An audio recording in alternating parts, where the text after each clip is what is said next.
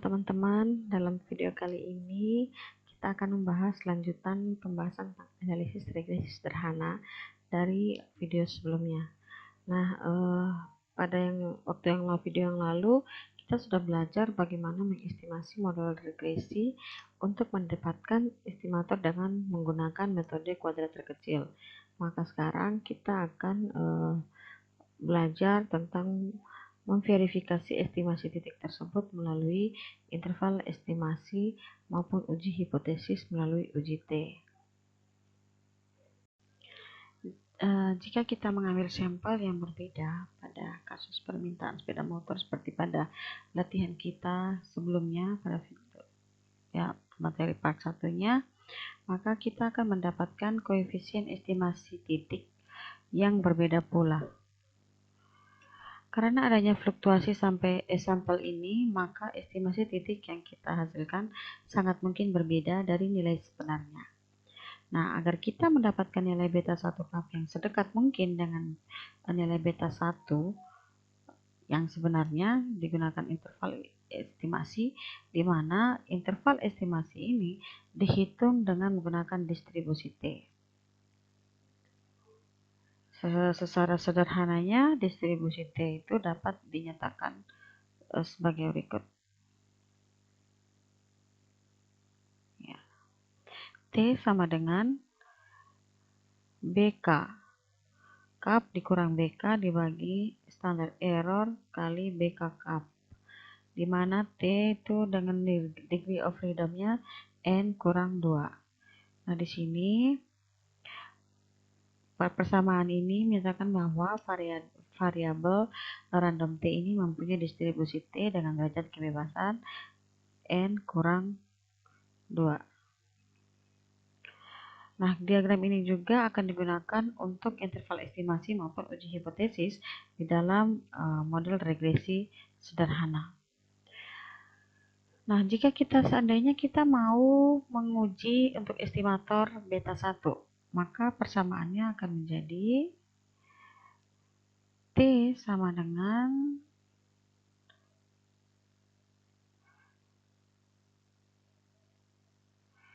beta 1 cup dikurang beta 1 dibagi standar error dan estimasi beta 1-nya. Di mana T-nya juga memiliki degree of freedom N kurang 2. Karena kita parameternya ada 2, yaitu beta 1 dan beta 0. Nah, kalau kita mau menggunakan distribusi T, kita akan membutuhkan yang namanya nilai T kritis. Nilai T kritis itu disimbolkan dengan TC. Nah, itu signifikansinya T sama dengan alfa per 2 dan degree of freedom sebesar N ya. Maka persamaan N kurang K maksudnya ya. Dan persamaan nilai T kritis itu dapat kita tuliskan seperti ini. Probabilitas dari nilai T yang lebih besar dari nilai kritis sama dengan T, ini kurang probabilitas ya.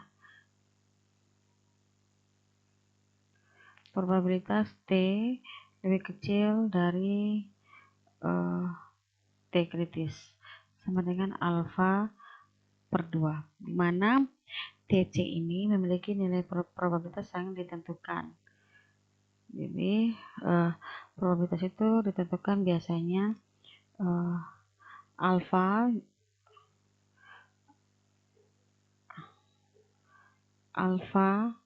sama dengan 0,01 atau 1%. Yang kedua lagi alfa 0,05 atau 5%. Nah, nilai kritis TC dan min TC ini dapat digambarkan dalam kurva distributional seperti ini yang berbentuk lonceng. Nah, setiap sisinya ini atau ekor itu terdiri dari probabilitas alfa per 2. Jadi ini min TC dan ini positif TC, dan ini masing-masing memiliki probabilitas alfa per 2.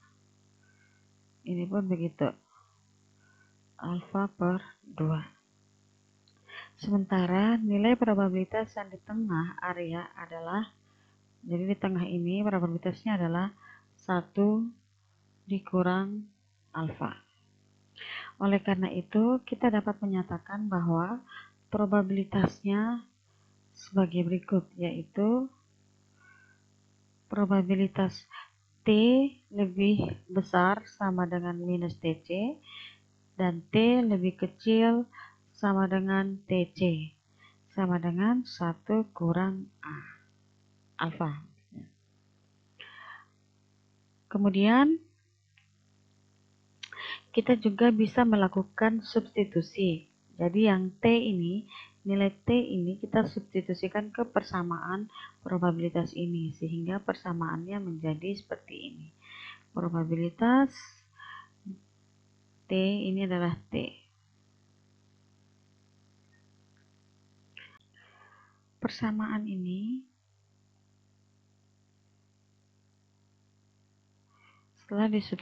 setelah disubstitusikan akan menghasilkan prosedur interval estimasi untuk estimator beta 1.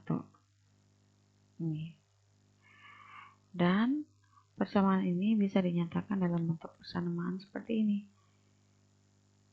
Ya, jadi probabilitas beta 1 lebih besar sama dengan beta 1 cup kurang total T kritis kalikan standar error beta 1 cup, dan beta 1 juga lebih kecil sama dengan beta 1 cup tambah total T kritis kali standar error beta 1 cup sama dengan 1 kurang alfa. Nah, di sini persamaan ini menyatakan bahwa interval beta 1 plus minus dari T kritis kali S standar error beta 1 itu berisi nilai probabilitas parameter beta 1 yang benar sebesar 1 kurang alfa. Misalnya jika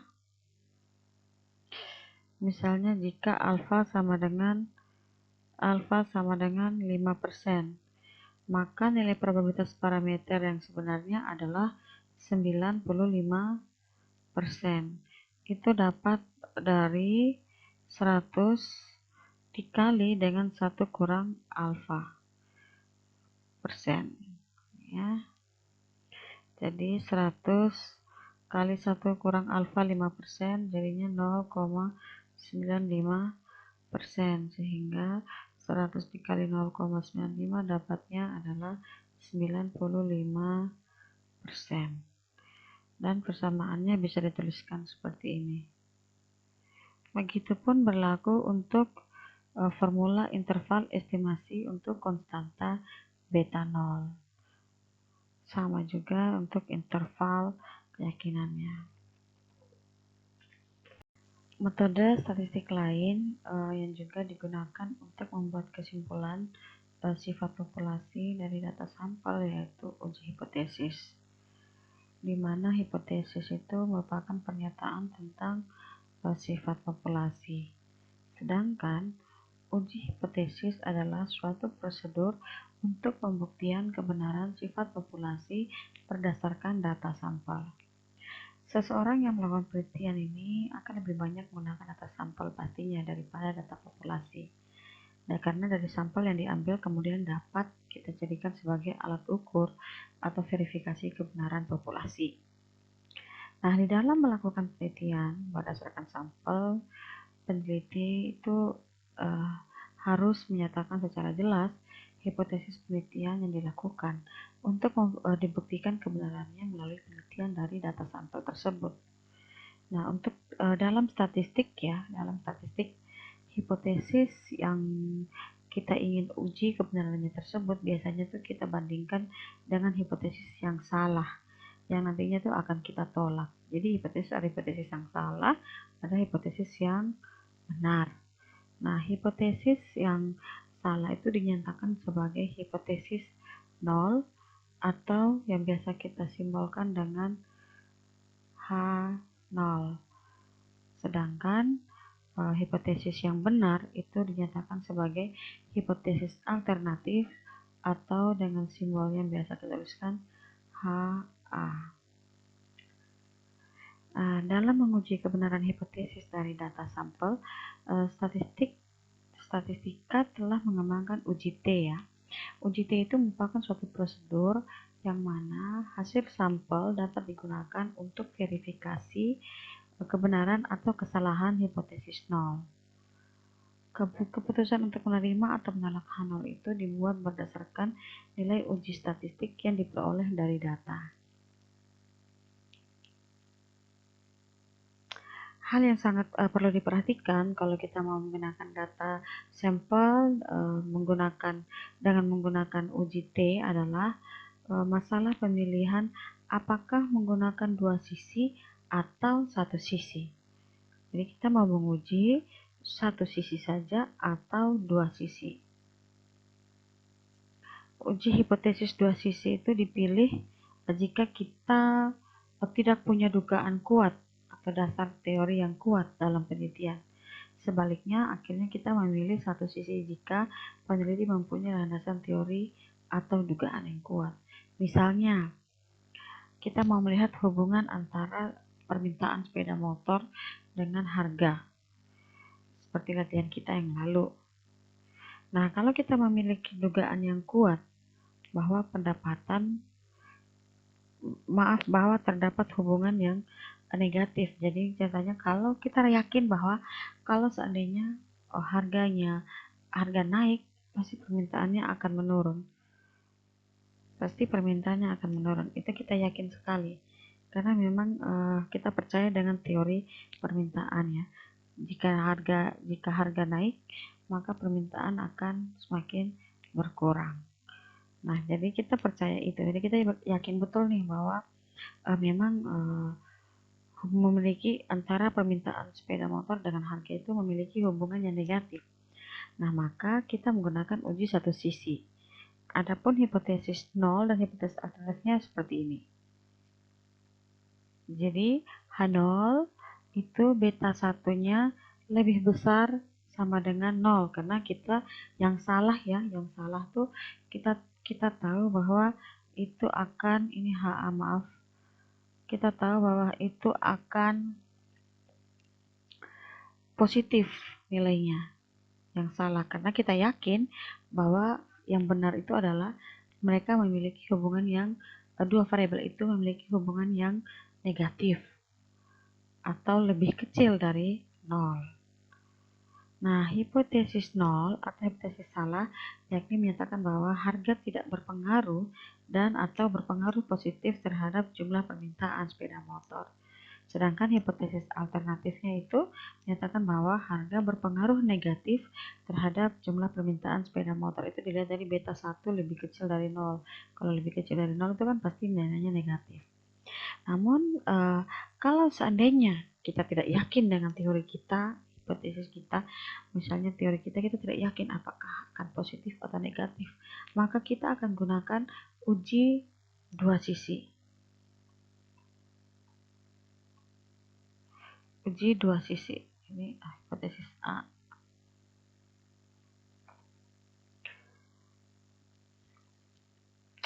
Jika hubungan antara dua variabel dalam persamaan regresi bisa juga misalnya kita yakin bahwa nilainya itu bisa positif dan juga nilainya bisa negatif. Maka di sini kita akan gambarkan bahwa hipotesis salahnya adalah beta 1 sama dengan 0 Dan hipotesis benarnya adalah beta 1 tidak sama dengan 0. Berarti ini bisa positif atau juga bisa negatif. Kalau yang ini kan dia pasti 0 yang salah. Nah, dalam hipotesis alternatif, ya, misalkan dalam kasus hubungan antara jumlah permintaan sepeda motor dengan tiket harga. Jadi kita masih pakai kasus yang sama. Kita akan menguji dari sampel yang kita pilih tadi yang lalu itu ada sebanyak 8 agen sepeda motor. Nah, pertanyaannya adalah apakah memang terhadap hubungan yang negatif antara jumlah permintaan sepeda motor dan tingkat harga ini melalui uji T, karena harga mempunyai pengaruh yang negatif terhadap permintaan sepeda motor, maka uji yang digunakan adalah satu sisi, bukan uji dua sisi. Nah, adapun prosedurnya, kalau kita sudah yakin sekali bahwa kita menggunakan uji satu sisi, maka ada prosedur uji T yang harus kita lakukan. Yang pertama, kita harus membuat hipotesis melalui uji satu sisi. Jadi kita tentukan misalnya H0-nya berapa gitu ya. H0-nya seperti inilah. Nah, kedua, kita menghitung nilai statistik T dan mencari nilai T kritis. Sudah ada di slide sebelumnya, di mana T sama dengan ini ya, saya ulang kembali aja di sini. T sama dengan beta 1 cup dikurang beta 1 dibagi standar error beta 1 cup. Nah, di mana beta 1 yang ini merupakan nilai pada hipotesis 0. Kemudian langkah berikutnya adalah membandingkan nilai T hitung dan T kritis atau statistik T statistik dan nilai T kritis. Jika setelah kita cari, kemudian kita akan membandingkan jika T statistik atau T hitung, jika T statistik lebih besar dari nilai T kritis atau TC, maka H0 ditolak atau tolak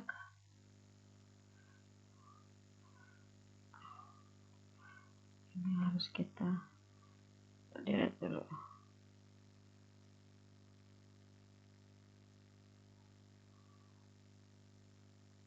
Oke, maka kita akan memilih untuk tolak H0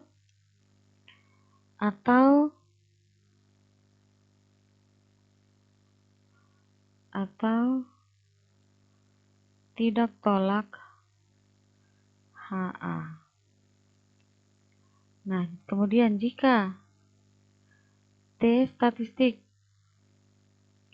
atau T hitung lebih kecil dari T kritis, maka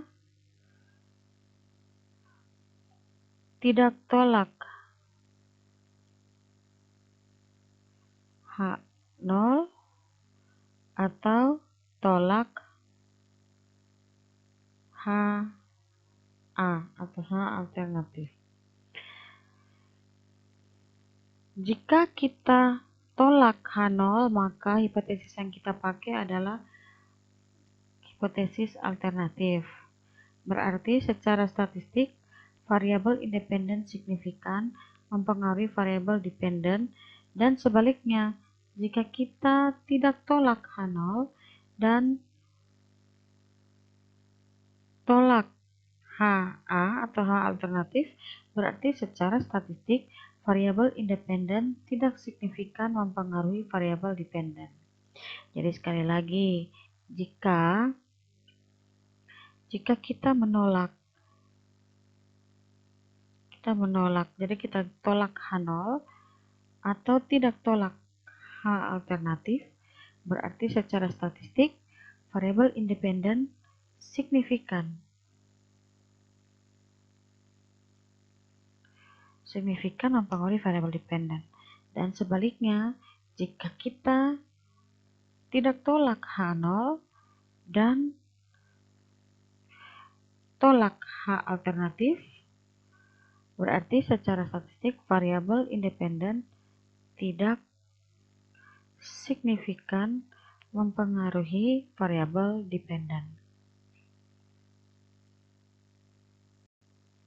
Keputusan untuk tolak hipotesis nol atau tidak tolak hipotesis alternatif itu dapat kita jelaskan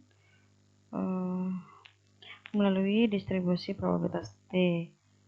Seperti gambar ini, nilai T kritis itu diperoleh dari nilai T kritis dari distribusi tabel T dengan alfa dan degree of freedom tertentu. Jadi di sini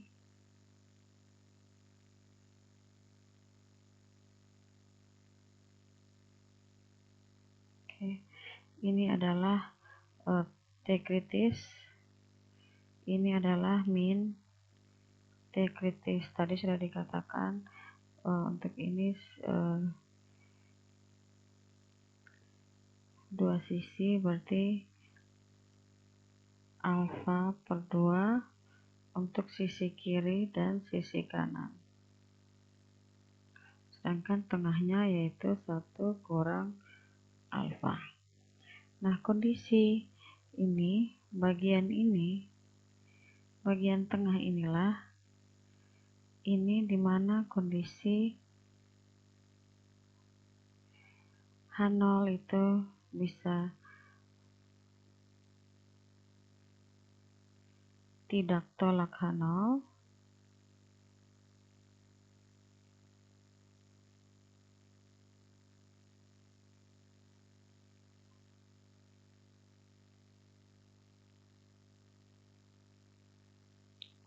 dan tolak HA. Sedangkan sisi sebelah kanan ini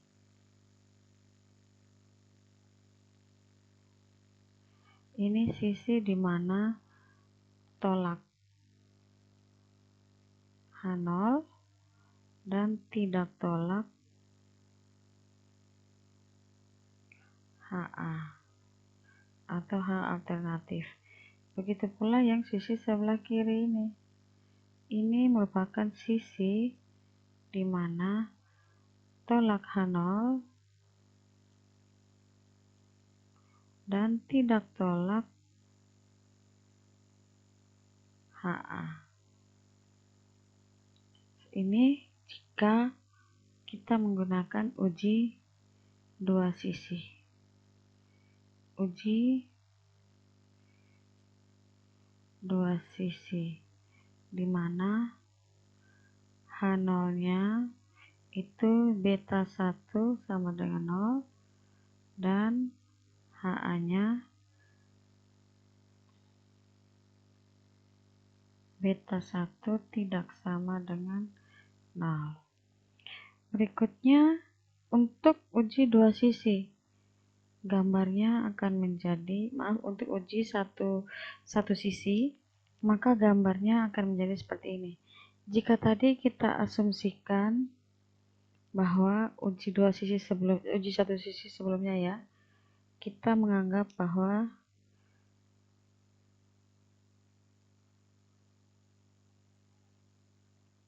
nilai H0-nya itu beta 1 lebih kecil sama dengan 0. Berarti kita membenarkan bahwa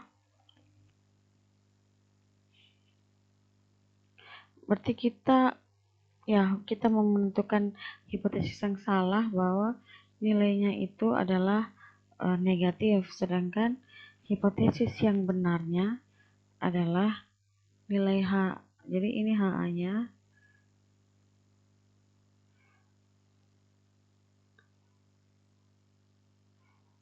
beta 1 nilainya adalah lebih besar dari 0 atau positif. Maka di sini TC-nya untuk T kritisnya, maksudnya T kritis ini merupakan area di mana kita tolak H0 dan kita tidak tolak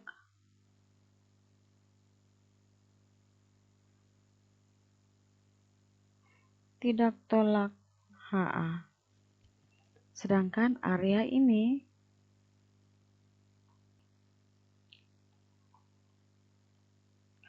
area yang sisi ini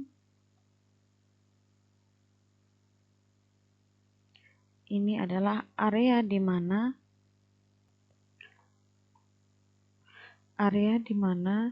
kita tidak tolak H0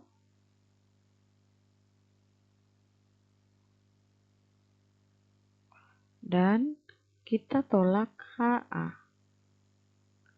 Karena alternatif yang benar adalah beta satunya bernilai positif atau lebih besar dari 0.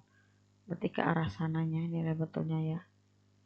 Berikutnya, jika kita mengasumsikan dengan uji satu sisi,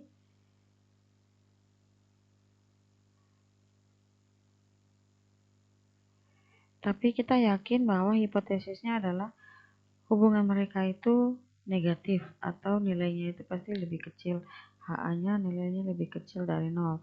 Maka di sini untuk H0-nya itu nilai beta satunya lebih besar dari 0 dan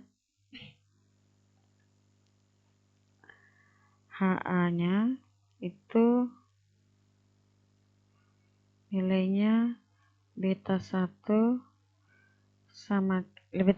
lebih kecil dari 0 karena kita mengasumsikan bahwa TC-nya negatif lebih kecil dari 0. Berarti area ini adalah area di mana kita tolak H0 dan kita tidak tolak HA. Sedangkan area yang ini itu kita tidak tolak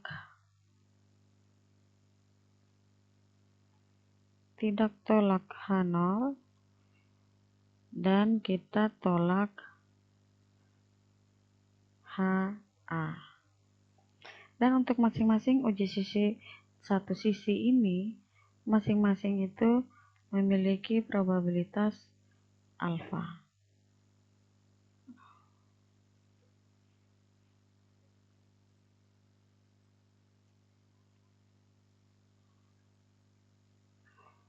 Ini juga memiliki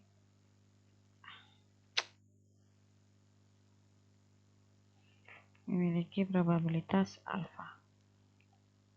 Sejak tadi kita menyinggung tentang alfa. Apakah alfa itu sebenarnya?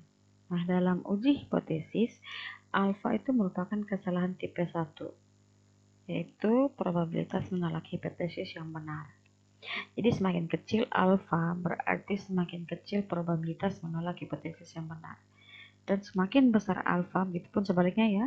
Jadi jika semakin besar alfa berarti semakin besar probabilitas menolak hipotesis yang benar. Nah, dalam prakteknya itu alfa itu ada 3 ya, yaitu 1%, tadi sudah sempat saya sebutkan 5% dan 1%. Namun ada juga yang 1%, 5% dan 10%.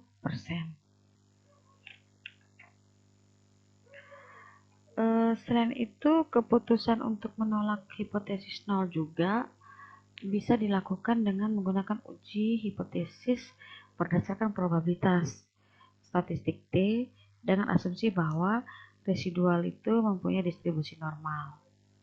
Jadi kalau kita mengolah data, kita tidak usah menguji pakai T statistik dengan uji hipotesis juga tidak apa-apa, tapi kita bisa membandingkan dengan p-value-nya atau probabilitas dari T statistik dengan nilai probabilitas yang kita tentukan tadi, alfa yang berapa yang kita tentukan.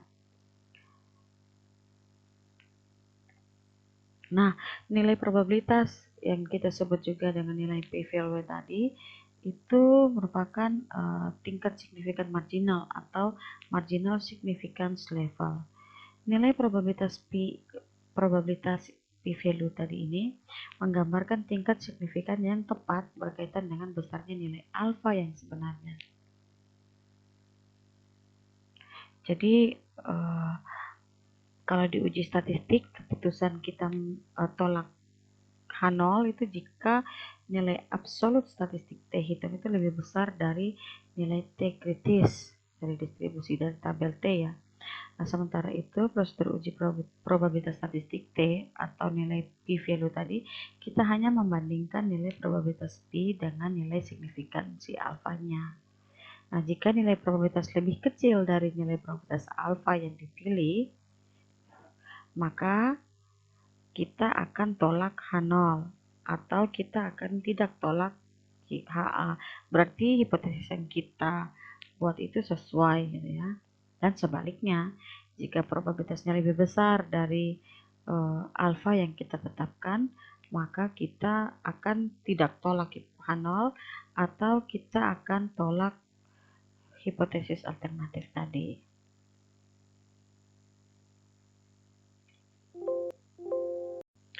Contoh yang lalu kita sudah melihat hubungan antara jumlah permintaan sepeda motor dengan tingkat harga. Hasilnya yaitu regresi IKAP sama dengan 2321,75 kurang 225 XE dengan standar error itu 128,6292 dan untuk yang beta satunya 12,571 dengan R square sama dengan 0,9808. Nah, sekarang kita mau menggunakan alfa 5%. Tentukanlah apakah harga berpengaruh negatif terhadap jumlah permintaan sepeda motor. Misalkan hipotesis nolnya adalah sama dengan 0. Berarti kita masih belum yakin nih. Nah, langkah uji hipotesisnya adalah kita menentukan uji hipotesis satu arah. Berarti kita memang sudah tahu pasti ya bahwa uji satu arah itu berarti kita sudah tahu betul teori hipotesis kita apa. Berarti kita memang mau berasumsi mengambil hipotesis bahwa harga itu berpengaruh, hubungan antara keduanya itu berpengaruh negatif. Maka langkah pertama yaitu uji hipotesis. Itu kita gunakan uji satu arah.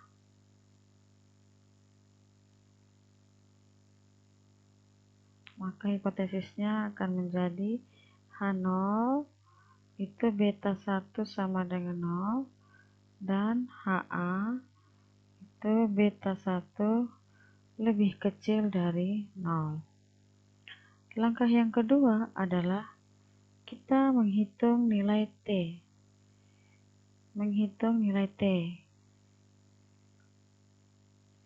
T sama dengan rumus yang lalu yang sebelum ini yaitu beta 1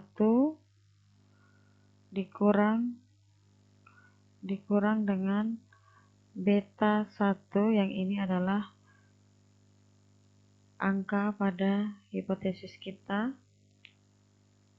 terus dibagi dengan standar error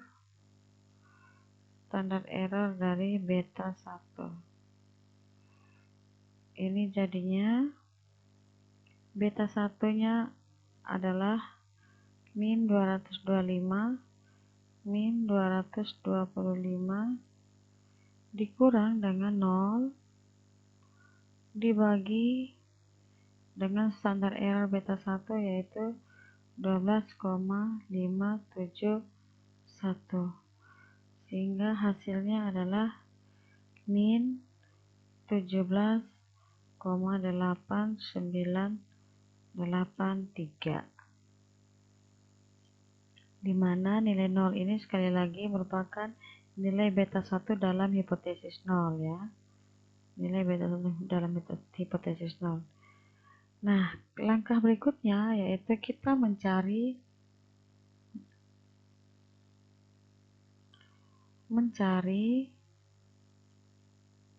nilai TC atau T kritis. Nilai T kritis ini kita lihatnya dari T tabel. Nah, untuk mencari nilai T tabel, ini kita bisa lihat dari tabel distribusi T. Nah, ini data ini bisa di-download di internet ya, bisa di-download di Google Chrome atau menggunakan web browser apapun, tinggal diklik di Google, itu tabel distribusi T, nanti akan keluar hasilnya. Oke. Kita yang harus perhatikan awal saat mau mencari nilai T tabel atau T kritis tadi, itu yang harus kita cari pertama yaitu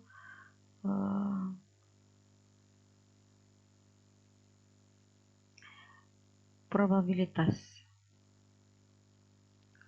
Probabilitas yang kita tentukan adalah probabilitas yang besarnya 5% atau 0,05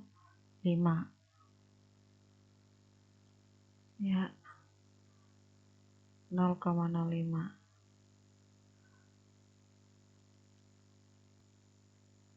Ini probabilitasnya 0,05. Kemudian kita mencari degree of freedom-nya. Degree of freedom-nya tadi kita dapatkan N kurang K. N-nya itu ada 8 dan K-nya itu ada 2. K itu adalah parameter yang kita pakai, adalah beta 1 dan beta 0. Jadi 8 dikurangkan 2, maka degree of freedom-nya adalah 6. Jadi ini yang kita akan ambil, 6. Kemudian ini digeser, terus ini juga ditarik turun ke bawah supaya kita lihat. Nah, ini dia nilai dari T tabel, yaitu 1,94318. Berdasarkan hasil penelusuran pada tabel distribusi T, maka kita mendapatkan nilai T tabelnya tadi. T tabelnya sebesar 1,943. Itu dengan alfa 5% dan degree of freedom-nya itu sama dengan 6. Sedangkan langkah berikutnya adalah kita membuat keputusan.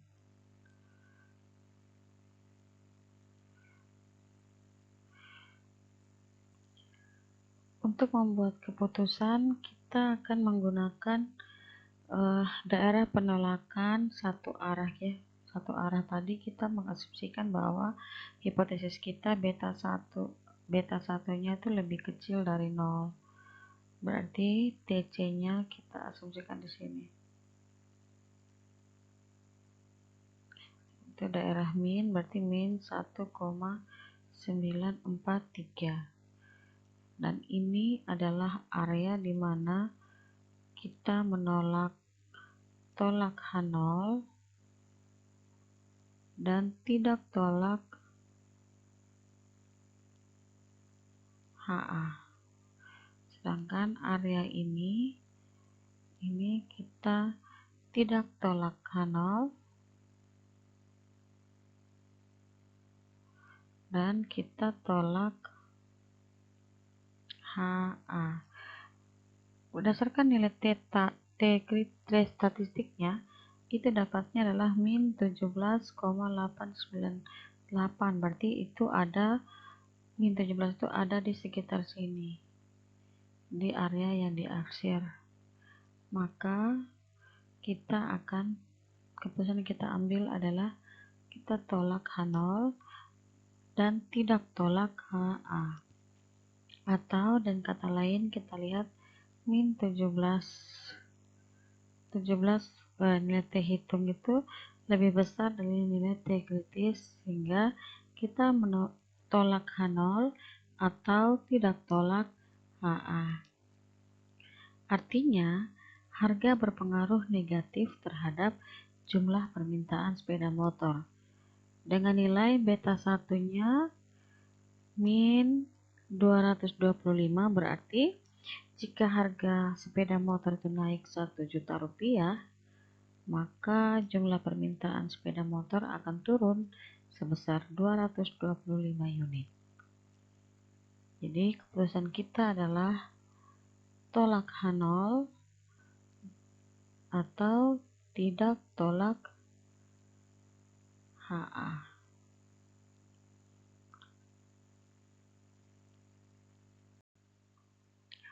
Oke, sekian materi kita untuk video kali ini. Semoga teman-teman bisa mengerti dan selamat belajar.